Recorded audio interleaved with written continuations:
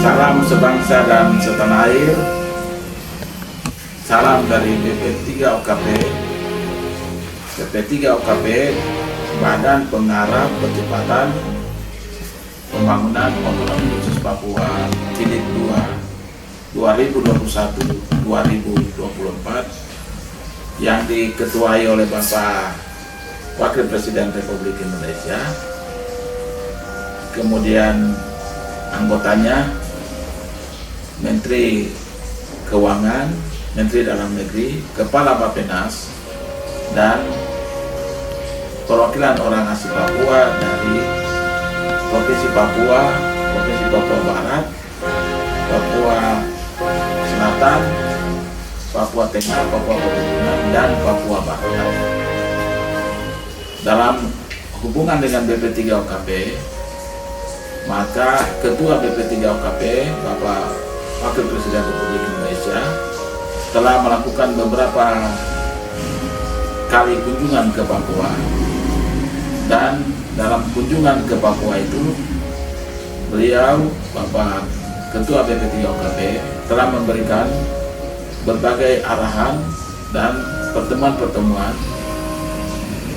langkah-langkah awal dari penyertaan persepsi dan sosialisasi tentang BP3 OKP yang mulai bekerja pada tahun 2023 untuk mengimplementasi berbagai program dari RIPP dan diturunkan menjadi RAPP yang harus dikerjakan oleh kementerian lembaga dalam kedudukan dan dalam arahan dari BP3 OKP.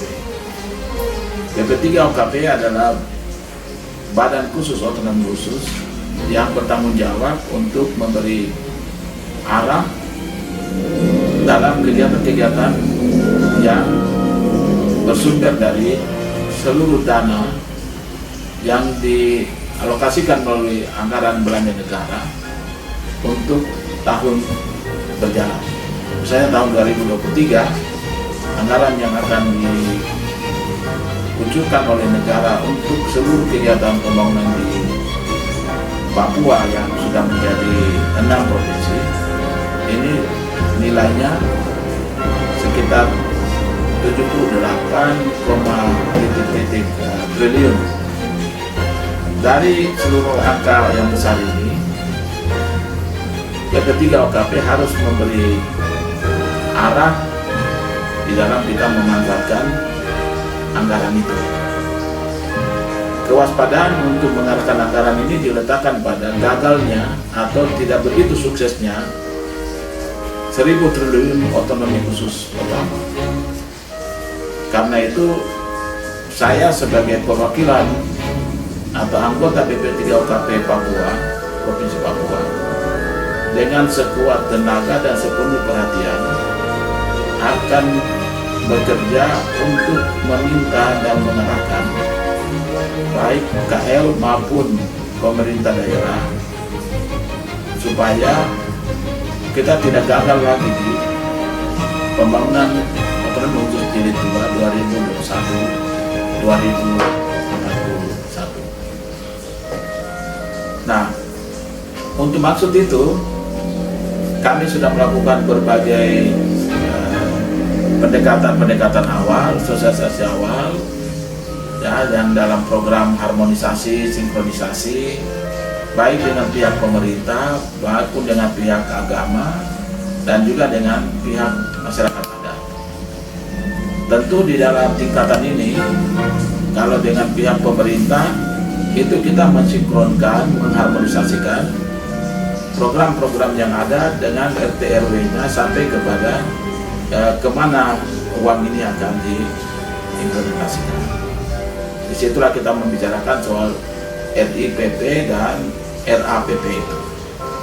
Kemudian dengan masyarakat di wilayah agama, itu akan menjadi tempat-tempat yang diarahkan oleh Ketua BP3 OKP menjadi tempat-tempat implementasi. hal-hal menyangkut pengembangan sumber daya manusia, tetapi juga toleransi umat beragama dan keberagaman kebinekaan disentuh melalui alur ini. Kemudian dengan masyarakat adat, kita melakukan sosialisasi untuk mengharmonisasikan, mengintegrasikan program pemerintah yang harus didaratkan di tengah masyarakat. Nah, untuk dua yang di atas ini, pemerintah dan agama, itu untuk kita itu hanya bersifat manajemen, sinkronisasi manajemen. Tetapi untuk yang tingkat adat, yang akan menjadi fokus dari seluruh implementasi kita, baik dari pemerintah, baik dari agama, baik dari kesiapan adat, ini betul-betul kami memberi perhatian. Karena hambatan-hambatan pembangunan yang kita hadapi di tanah Papua itu biasanya terjadi oleh karena konflik di masyarakat, konflik di lahan yang mau kita pakai, dan konflik tentang sumber daya alam dan situasi itu. Maka kita lebih gencar hari ini sebelum kita beroperasi secara full dengan implementasi program dan anggaran, kita melakukan komunikasi yang intens dengan masyarakat agama, terutama dengan masyarakat adat. Karena otonomi khusus Papua adalah otonomi khusus yang diletakkan pada adat dan kebiasaan di Papua. Jadi kita tetap fokus itu. Sedangkan otonomi khusus di Aceh itu diletakkan pada agama. Kita di Papua itu otonomi khusus untuk mengolah segala sesuatu melalui kekayaan budaya adat istiadat. Nah, di dalam konteks inilah kita mendekati para pemangku adat yang memiliki hak dan kewenangan dan juga memiliki sumber daya alam yang dapat kita kelola bersama. Nah, syukur kepada Tuhan karena pendekatan-pendekatan yang kita lakukan ini sudah membuahkan hasil pada awal sekarang ini.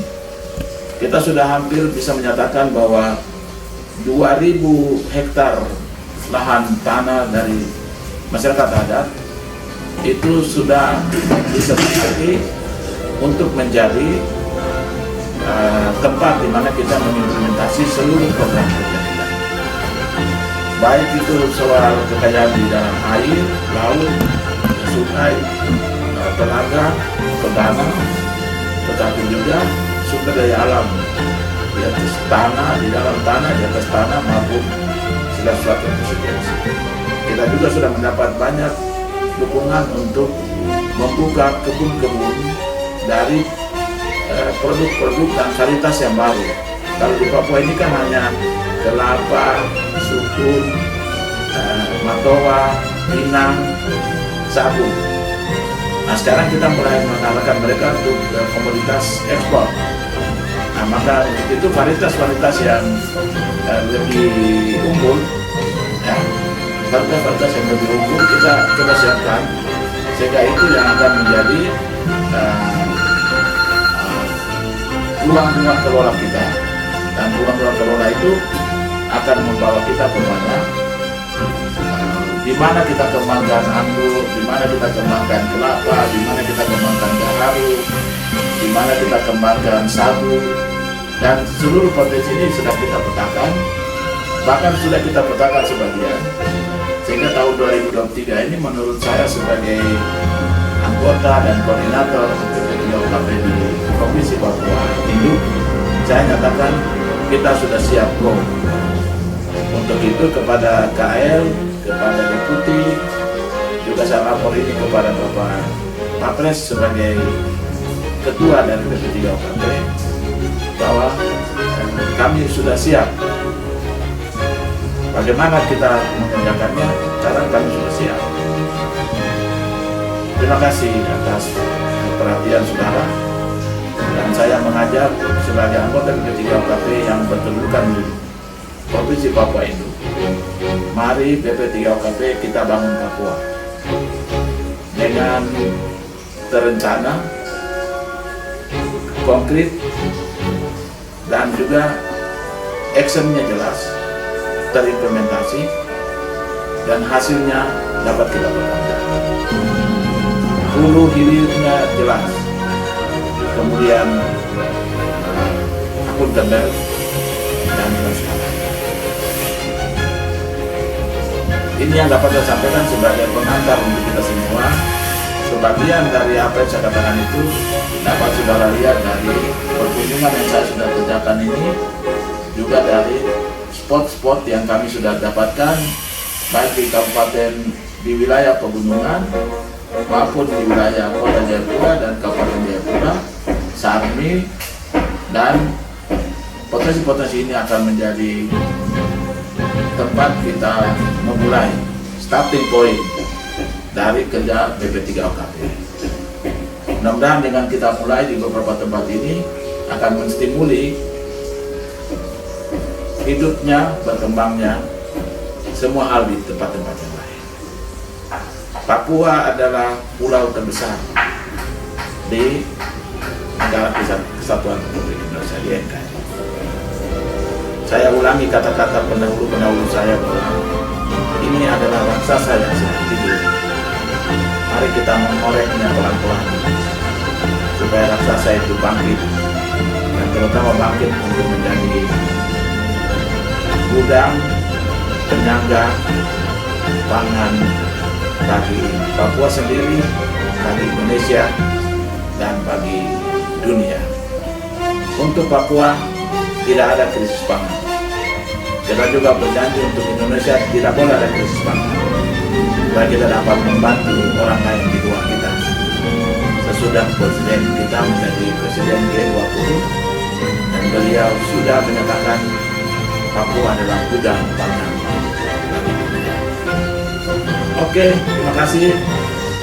Selamat kita join untuk kemajuan kita di Indonesia.